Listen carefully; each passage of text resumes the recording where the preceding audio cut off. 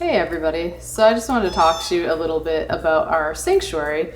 As many of you know, we started a nonprofit, and I just wanted to tell you a little bit about why we're doing it and what we're trying to accomplish. These are some of my little helpers that are going to help me make this film right now.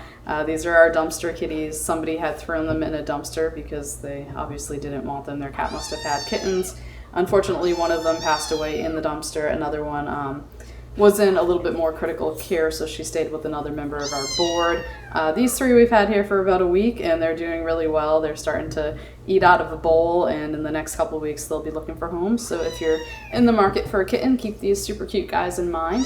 But thank you for watching, and I hope to share a little bit about what we're doing here to try to help animals. So let's start at the beginning. About 2 years ago, I was fortunate enough to purchase this beautiful property. And when I did so, I purchased a horse property because I have owned horses my entire life, and I've always been into breeding them and raising the babies. And I really wanted a place where I could do that was a place of my own.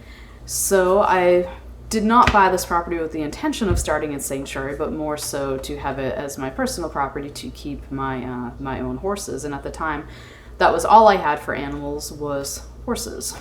When I purchased the property, it came with 2 barn cats, who I still have. They're still down at the barn.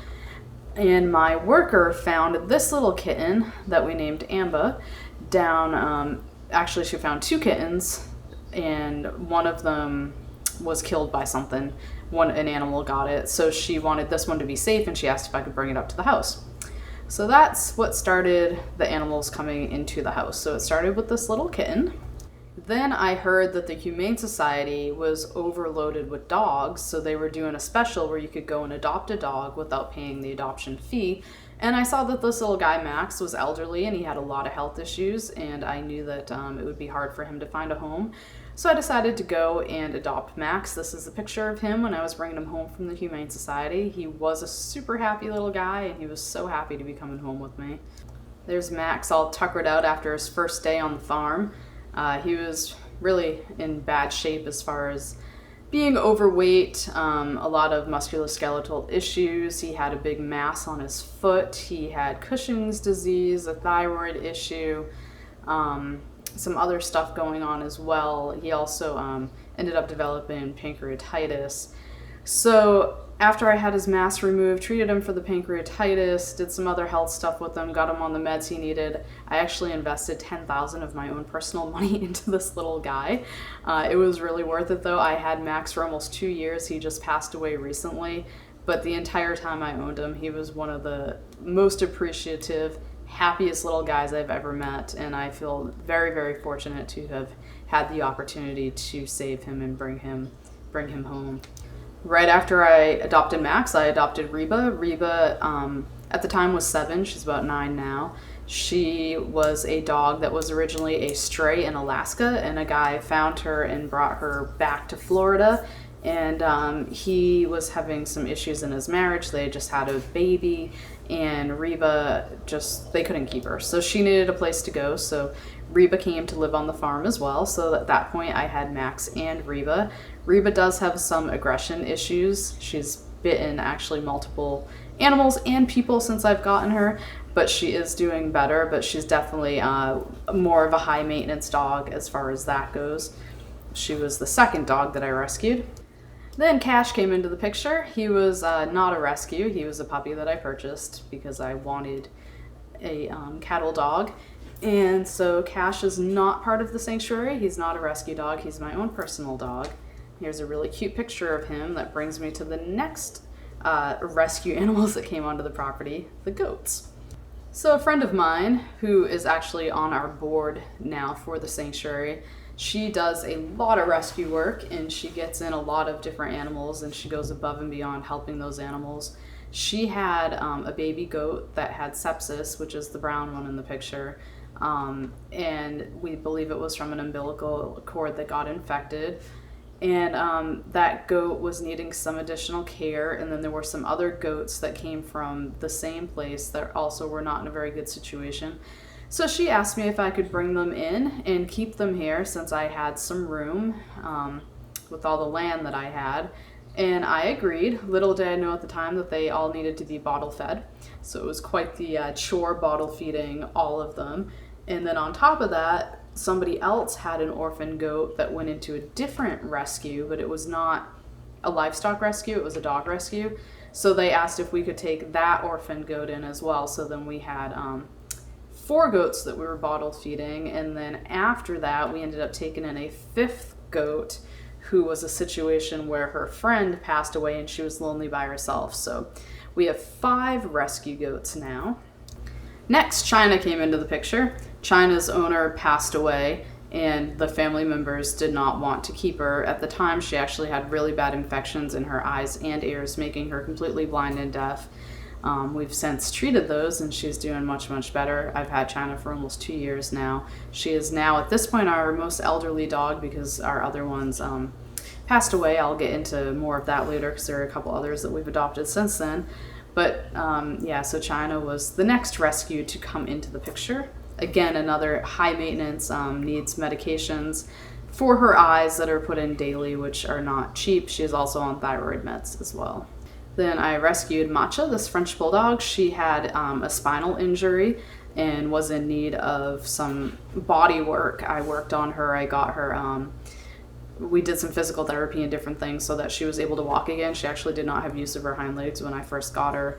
And we were able to adopt her out. She lives with a family in North Florida now who has experience with paralyzed French bulldogs, and she's very happy there. Then we decided to adopt some miniature horses. 2 of them were mares. One had this foal that she had, I think he was about a month old when we got him. And then another one was pregnant, which we did not know at the time when we adopted her, but she gave birth to this beautiful little filly, Norma Jean, who unfortunately passed away. It was very, very sad, but she colicked and went to the hospital and they were unable to help her. Benny the rooster was another rescue. We found him in basically an abuse situation. He was being abused at the time that we found him, and we took him out of that situation, brought him back to our house. So that was the next rescue that came in. And I'm probably missing some of them here, but I'm just kind of trying to give you an idea of where we're at rescue-wise. This is all within the span of about a year to a year and a half. BB and Bun Bun were both domesticated rabbits that had gotten loose from their owners and ended up on the streets and were picked up by Good Samaritans. We had a chicken coop that we modified into a bunny house, and we also made a bird aviary on the other side of it so that we could house the rabbits and also rescue birds in there. Some of the birds that you're seeing are Duffy, who's an Indian ringneck elderly bird whose owner died, so he had no place to go. Johnny the cockatiel was picked up by a hawk and dropped into a Walmart parking lot. He had to have his wing amputated. He can't fly. And June the cockatiel was an owner surrender because she did not have the money to get her the care that she needed. We also have a few other birds that we keep in there too.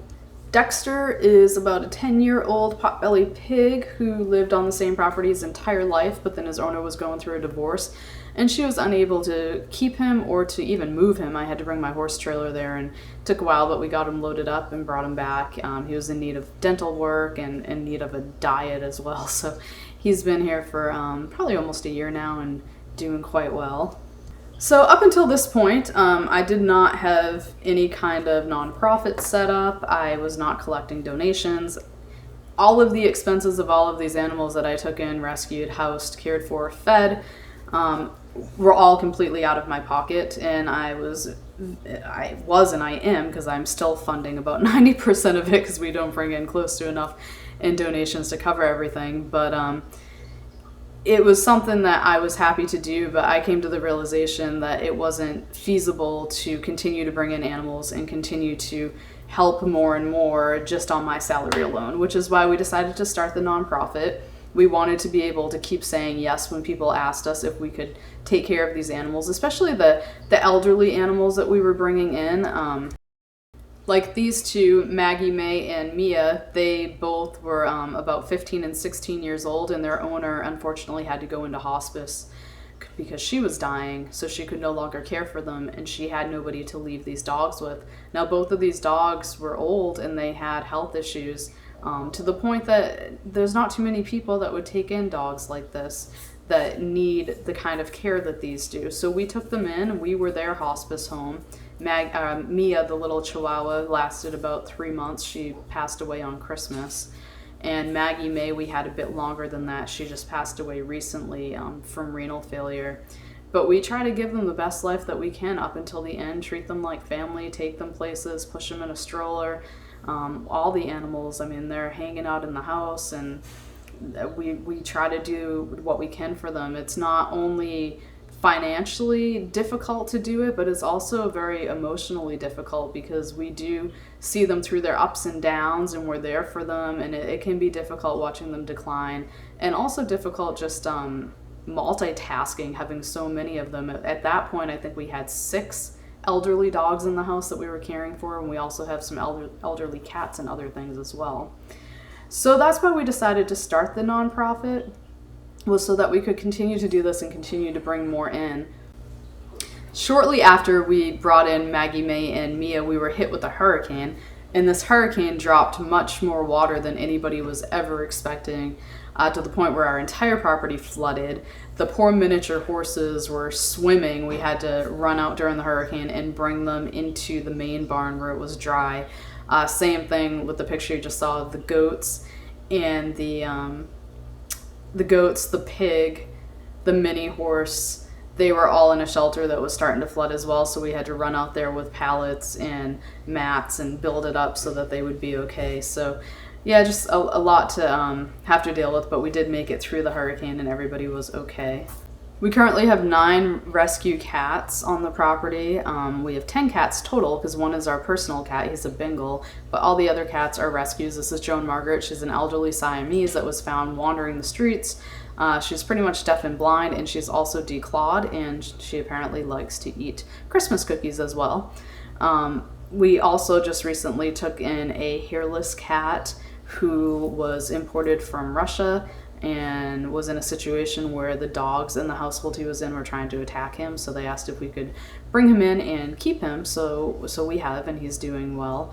And then our latest rescue is this big guy, Harley. Harley is a draft horse who came from Pennsylvania. He was a plow horse, and he worked until he just couldn't work any longer, and he is very emaciated. He has a lot of health issues that we're trying to deal with, and we're still kind of have a guarded prognosis for Harley, but tomorrow he's getting some vet care. Tomorrow we also have the miniature horse Blue, who you saw in one of the pictures is getting gelded. He's a yearling now. And then Harley's got to get some dental work done. The miniature horses also were in need of dental work. So there's always expenses, there's always stuff happening. But when it comes down to it, we want to continue helping animals. And it's something that we're passionate about. I feel like animals have been very good to me, but my business involves animals, and I want to give back to them. And I do. I still put a good chunk of my salary into the nonprofit. But if we can start to collect donations, and if we can get people helping us out, if I know there's a lot of people out there who love animals and they want to help animals, but they just don't have the time or the property or the means really to do so, but they would like to make a donation and know that that's going towards helping an animal in need. And definitely, if you donate to us, you'll know exactly where it goes. We have accountants that do all of our bookkeeping and all of the accounting, so you can see where every penny goes. Not a single penny goes towards our personal animals. Nobody on our board receives a salary. We don't make any money off of this. It goes directly towards vet bills. It goes directly towards food and care for the animals. I have a full-time employee that spends half of the time taking care of my horses and the other half of the time taking care of these rescue animals. She does not make any money through the nonprofit. She's paid directly from my business. So we really do subsidize a lot of what we're doing just out of pocket, but we can use donations, definitely. I mean, we want to be able to help more animals. We want to be able to help people in the community that need help with animals as far as finances or helping place them. So anything that you can do to help is greatly appreciated. All right, so thanks for watching all of that. That pretty much sums up how I got started with the nonprofit and why I started it. And I think we have about 30 rescue animals on the property currently and about 14 that are my personal animals. So thank you again for watching, and if you ever want to come out and have a tour of the facilities, I'd be more than happy to show you around, introduce you to the animals, and we'd love to see you.